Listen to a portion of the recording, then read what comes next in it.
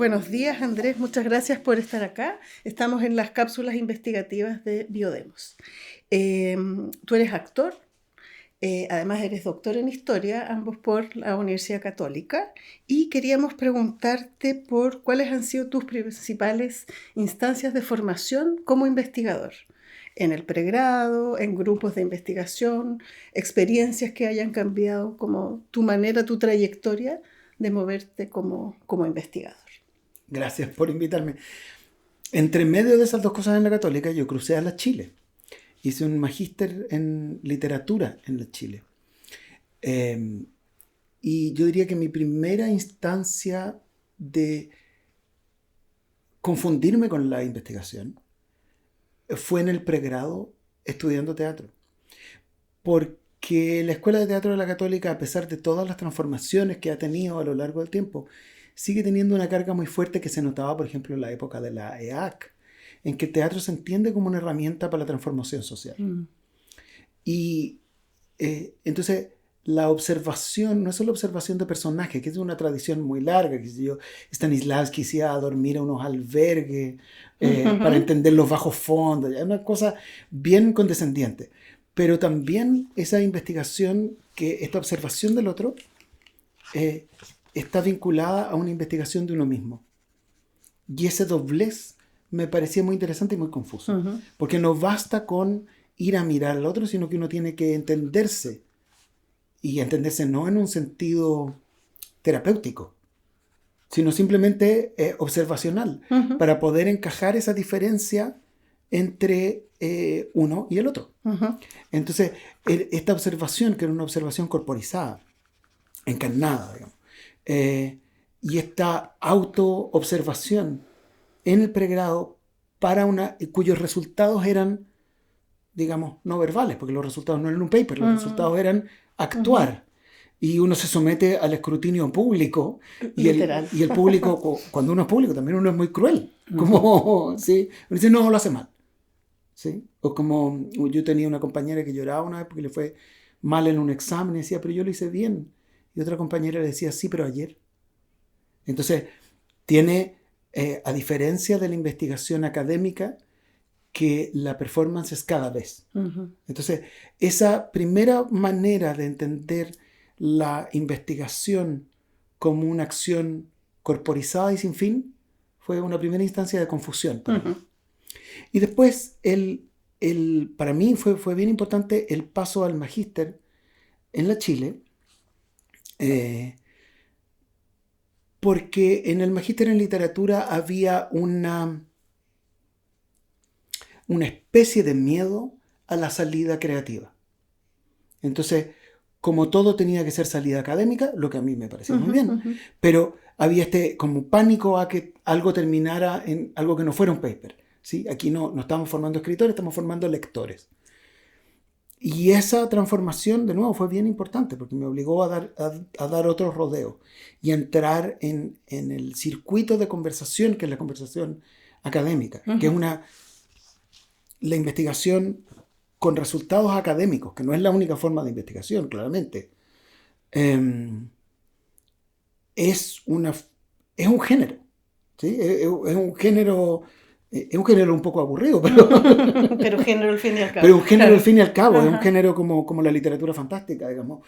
Y entonces hay que aprender esas reglas. Para mí fue muy importante ese paseo, ese entender esas reglas. Y me ha pasado también, porque a propósito del doctorado en historia, que como me he movido entre disciplinas, claro, nunca he estudiado física, ingeniería, pero este movimiento entre disciplinas me ha hecho ver, primero, me obligó a transformarme un poco y adaptarme, pero también a ver la ridiculez de todas las disciplinas. Porque las disciplinas tendemos, como cuando uno ejerce una disciplina, tiende a tomarse muy en serio. Y es importante no tomarse tan en serio la disciplina. O sea, saber que la disciplina tiene una historia, tiene una deriva que es parcialmente azarosa, que no es hija como de la iluminación divina, sino de la acción humana, y que por lo tanto está sujeta a la ridiculez. Y eso para mí fue bien importante. Uh-huh. Y si piensas en equipos, grupos de investigación o instancias o algún proyecto en particular que haya significado para ti como un punto crucial en tu trayectoria de investigador. Bien importantemente cuando yo hice un diplomado en mi propia escuela, como saliendo hice un diplomado. Y al mismo tiempo me invitaron a participar de un proyecto que fue un proyecto muy traumático porque no terminó dando fruto escénico, porque era un proyecto de investigación, dramaturgia y montaje. Uh-huh. Y el proyecto no se terminó, como se disolvió. Fue un proceso bien doloroso. Y al mismo tiempo aprendí tanto ahí, porque había una idea de investigar a través de la dramaturgia una cruz entre la historia de Chile y la identidad chilena. Uh-huh.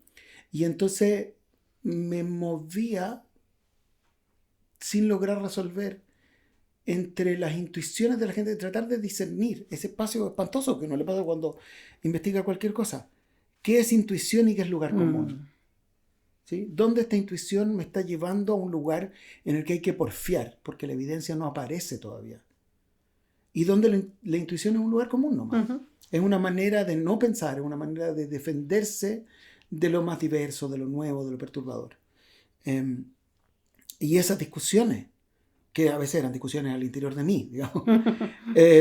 Pero ese grupo de personas, la Milena Gras, que está en Biodemos, Inés Stranger, que había sido mi profesora de dramaturgia y que de repente era mi colega, y un montón de actores y actrices, y la relación de fuerza también con un director de teatro, porque hasta ese momento mis relaciones de trabajo con directores y directoras de teatro había sido muy fluida. Uh-huh.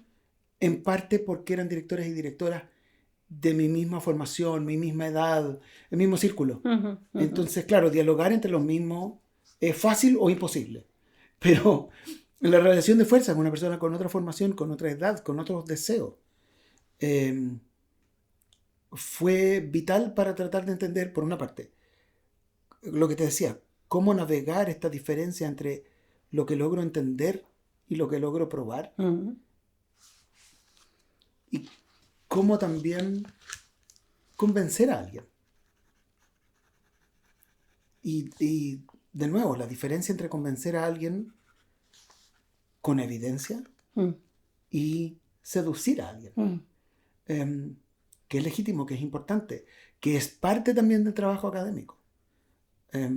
Me acuerdo hace muchos años, un profesor italiano hacía un argumento largo a propósito de un concepto aristotélico. Partía diciendo, este concepto aristotélico siempre se ha traducido así, pero si se tradujera de esta otra forma podríamos pensar.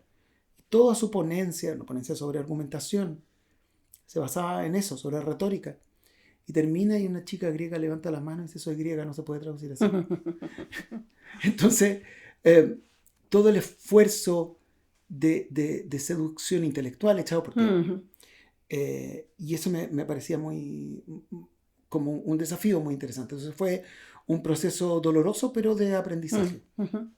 Y si pudieras contarnos, Andrés, los principales temas que tú o has investigado o que estás investigando ahora que tienen una trayectoria para atrás, si nos pudiéramos quedar un poquito en eso, los temas que tú investigas.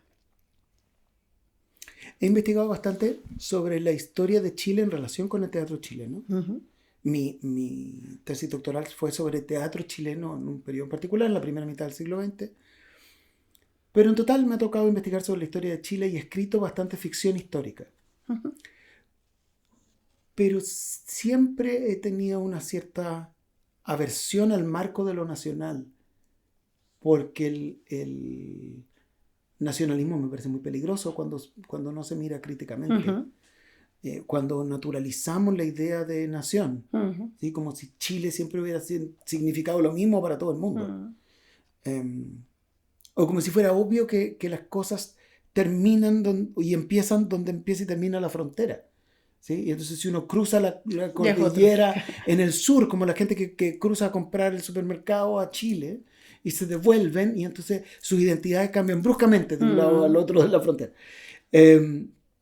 Entonces esta idea de nación siempre me ha parecido importante porque uno construye su casa en algún lugar. Pero por otra parte, siempre me ha producido sospecha. Pero entonces he investigado bastante a propósito de historia de Chile y de historia en relación con el teatro. Y a partir de eso, hay algunas partes de la historia que son desde donde uno está. Entonces, es medio inevitable dar una pasada por la experiencia de la dictadura de civiles y militares, o de militares y civiles, para no decir civil y militar, porque civil no era. Cívica Sí, no como era. participaban civiles, pero, claro. pero no era una cosa civil. Entonces, esa mirada sobre la dictadura me pareció medio inevitable y he vuelto ahí. Y también porque sigue siendo para personas como nosotros que alcanzamos a vivirla. Yo la alcancé a vivir de niño, pero sigue siendo un punto de comparación. Entonces es bien importante mirar los puntos de comparación. Como yo cocino un montón. Y una cosa que uno a veces tiene que hacer es medir las tazas de medida. ¿Sí? Como cerciorarse que uno está midiendo bien. Entonces, porque sigue siendo nuestra referencia, así como en el mundo, cuando se habla de los nuevos auges de la ultraderecha, lo primero que hace la gente es comparar, para bien o para mal, con los años 30 y los auges de los fascismos europeos. Es bien importante remirar ese espacio también. Entonces, para mí, mirar la dictadura tiene, por una parte, me interesa ese periodo, pero también me interesa lo que ese periodo nos hace en la mirada. Y de nuevo en relación con el teatro. Y por esa vía he pensado en la relación entre teatro y democracia y teatro y derechos humanos. Porque también tiene que ver con la tradición de teatro en la que me formé, que el teatro universitario chileno siempre ha tenido una pata en la discusión pública de las formas del Estado. Entonces, el teatro chileno siempre se ha tratado un poco de cómo gobernar el país. No siempre, pero casi siempre. Entonces, he tenido que mirar eso. Y por último, una pega que es como más técnica, pero que es conectar todo eso con la propia, con cómo funciona, con los mecanismos del teatro y la dramaturgia. Entonces, hay una parte de mi investigación que es, digamos, más puramente disciplinar, que es cómo funciona el teatro en tanto que teatro. O sea, cómo llega a pasar que una obra del 49 y una obra de 2016 tienen la misma escena. ¿Sí? ¿Qué está pasando ahí? Esa creo han sido mi ¿Y alguna pregunta que te distraiga, como dice, o que te moleste o que te persiga, como en esto, porque está teatro, está la historia, ¿no? Como que nos haces un recorrido ahí. ¿Y hay alguna pregunta que insiste, crees tú, en ti? Me distraigo con facilidad. Te iba a decir, ¿me puedes repetir la pregunta? Para demostrarlo. Para demostrarlo, con evidencia. Me distraigo con facilidad. Entonces yo diría que una de las cosas que pasa es que ahora que siento el peso de la edad, me doy cuenta de la continuidad entre las cosas que he hecho. Pero en el momento yo más bien he sentido que me muevo. No sé si has visto, de repente aparecen en redes unos videos de unos cachorros, unos perritos, que les dan comida y van a olfatear la comida y pasa, no sé, una mariposa y se quedan mirando a la mariposa y se persiguen la cola y se caen. Y como yo me siento más bien así, como que las cosas que pasan me distraen. Entonces, algo que me sigue gustando es que voy al teatro y me guste o no la obra, salgo con preguntas, salgo con intereses. Entonces yo diría que una de las cosas que pasa es que voy al teatro. Y cuando voy al teatro pienso cosas. Porque creo que es una de las funciones del teatro. Y entonces eso transforma, ojalá, mi investigación. Porque voy al teatro y digo, ¿por qué seguimos hablando de esto si ya no pasa?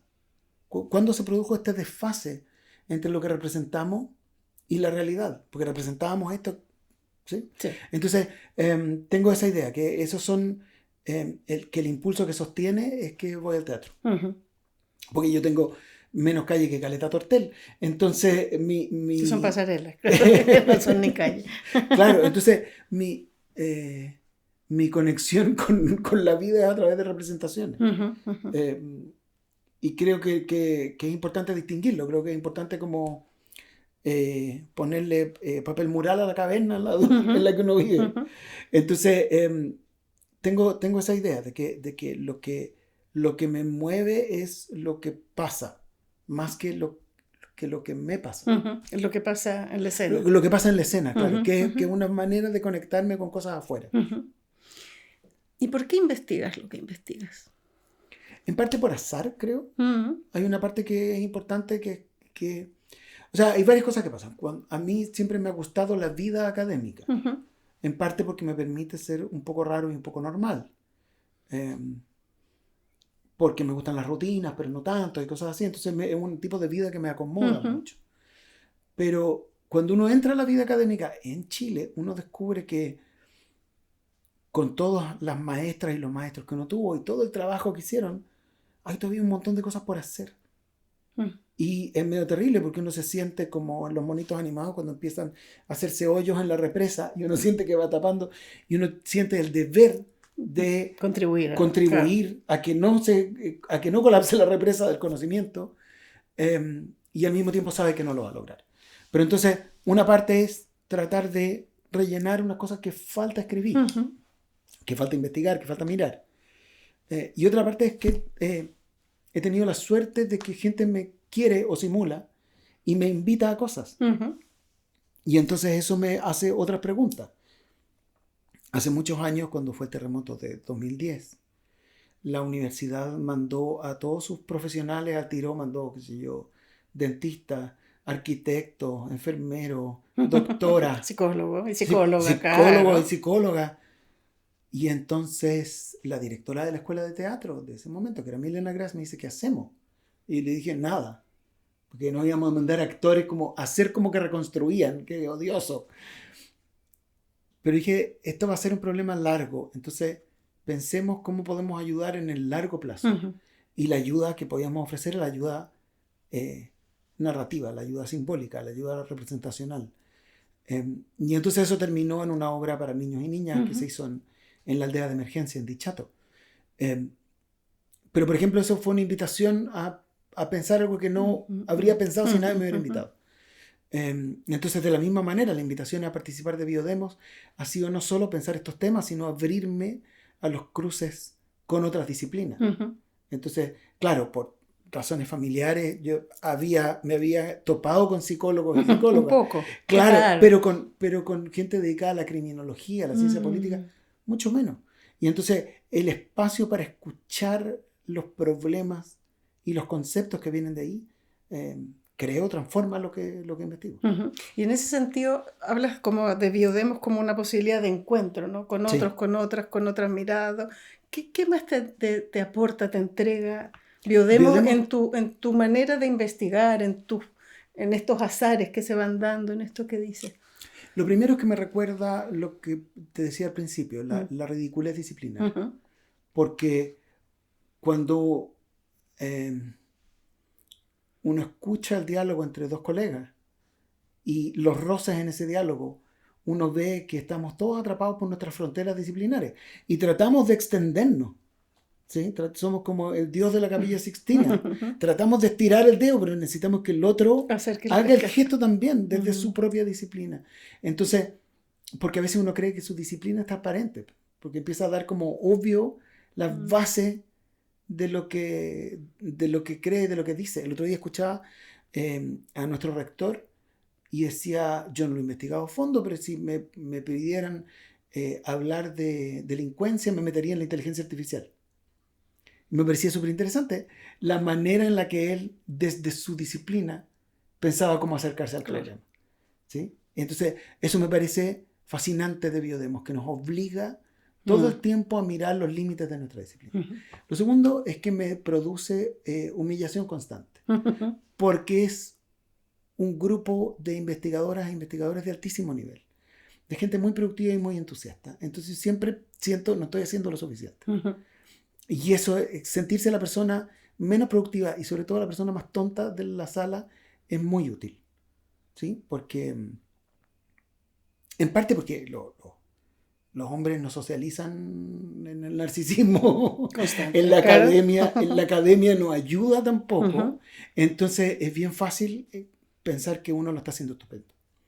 Y entonces saber que uno necesita, como dicen los gringos, bring your A game, para poder dialogar entre iguales, es súper interesante. Ujú. Como saber que uno está realmente en un grupo de gente que está haciendo avanzar el conocimiento. Ujú. Ujú.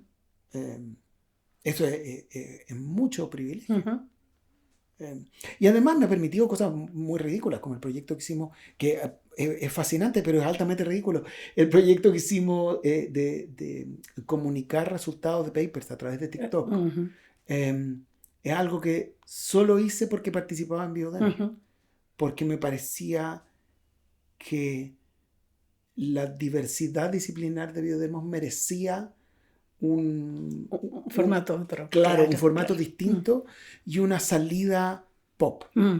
Mira, para ir cerrando, nuestra labor como, o quehacer, y muy gustoso, ¿no? Con muchas cosas, como investigadores también nos vamos encontrando con gente que viene iniciando sus Mm. caminos, ¿no? Acá Biodemos también ha sido un espacio de encuentro generacional en ese sentido. Si pudieras pensar en algunos consejos que pudieras darle, o tanto de aciertos como desaciertos, como no haga tal cosa, o si haga eso, o deje de, ¿no? ¿En qué pensarías pensando en investigadoras e investigadores que están iniciándose en este camino? Uy, qué difícil. Pienso que yo creo que una cosa importante es mantener viva la hinchapelotez que Mm. uno trae. Recuerdo un profesor que muy generosamente me preguntaba por la inserción, cuando yo estaba en el doctorado, la inserción de mi tesis en los grandes relatos de la historia. Decía, no tiene. Y se enojaba mucho. Ujú. Y otro profesor ya en la comisión eh, se exasperaba con el estilo de mi tesis. Me decía, Ujú. pero tú interpelas al lector. Sí. Y yo pensaba que era una cosa Que realmente eso había, menor, claro. pero Ujú. sí, no pensaba que fuera como pecado ni venial, pero parece que estaba como Ujú. moviendo la jaula más de lo que se esperaba, pero hay que encontrar un punto de equilibrio Mm. entre estar dispuesto a transformarse y mantener viva una pequeña hinchapelotez. Mm. Porque si no es para hinchar las pelotas, ¿para qué estamos haciendo Ujú. esto? ¿Sí? Como Ujú. hay que tener un pequeño deseo de disrupción. Ujú. ¿Sí? Es como los actores que necesitamos un poquito de ganas de robar escena. Un Mm. poquito. Si solo robamos escena y no dialogamos nunca, es un problema. Ujú. Pero si solo somos receptivos, si solo dialogamos, si solo somos este espacio amoroso y nunca queremos brillar un poquito, también es problemático. Ujú. Entonces, lo primero sería observarse para tratar de encontrar ese punto entre hacer caso y reconocer la propia hinchapelotez. Ujú.